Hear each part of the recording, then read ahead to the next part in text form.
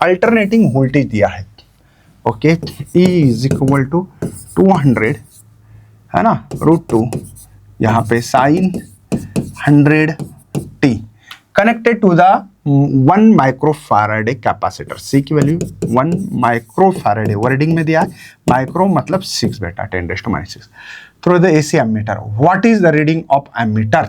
तो करंट कितना होगा, और वो करंट कौन सा होता है पता है? IRMS। तो फार्मूला होगा हमारे पास ERMS divide by Z, right है, डिवाइड बाय Z, राइट है बेटा, यही फार्मूला होगा हमारे लिए।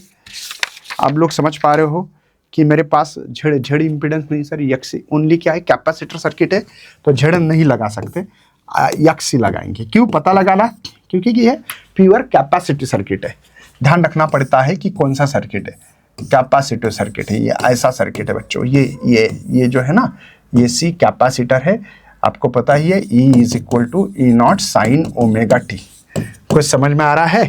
अब E0 की जगह पे जो लिखा है बच्चों हमने, वो है मेरे पास 200√2, ठीक है सर, मुझे ERMS और XC निकालना पड़ेगा, ठीक है, निकालेंगे अभी, चलो कोई प्रॉब्लम नहीं। और ओमेगा के जगह पे भी 200 रेडियन पर सेकंड है। और क्यों फायदा है चलिए मैं बताता हूं। पहले तो ERMS देखो, इस इक्वेशन में मुझे वैल्यू पुटअप करनी है, ERMS और XC निकालना बहुत जरूरी है। ERMS का फार्मूला क्या है? ERMS E0 bye √2। E0 क्या बेटा मेरे पास 200√2 है, और ये भी √2 है, √2 गेट भी कैंसल, ERMS मेरे पास 200 वोल्ट लिख सकता हूँ। XC होता है बेटा omega C, 1/ωc, sorry 1/ωc, ध्यान रखना पड़ता है बहुत, 1/ωc। तो ये 1 ओमेगा है मेरे पास, 100 मतलब 10⁻², और C जो है 10⁻⁻6 है, 10⁻⁻6।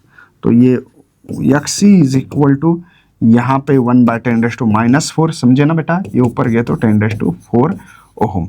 हमारा मकसद था IRMS निकालने का, तो ERMS फार्मूला ऑलरेडी लिखा था, तो भी लिख रहा हूँ XC, ठीक है। तो यहाँ पे ERMS जो है बच्चों, ERMS दिया वाला है,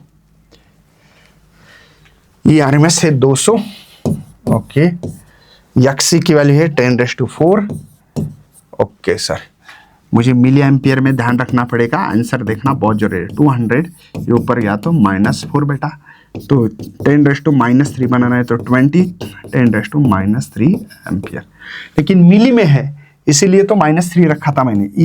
IRMS 20 मिली एम्पियर, 20, तो 20 milli ampere, D option is correct है बेटा।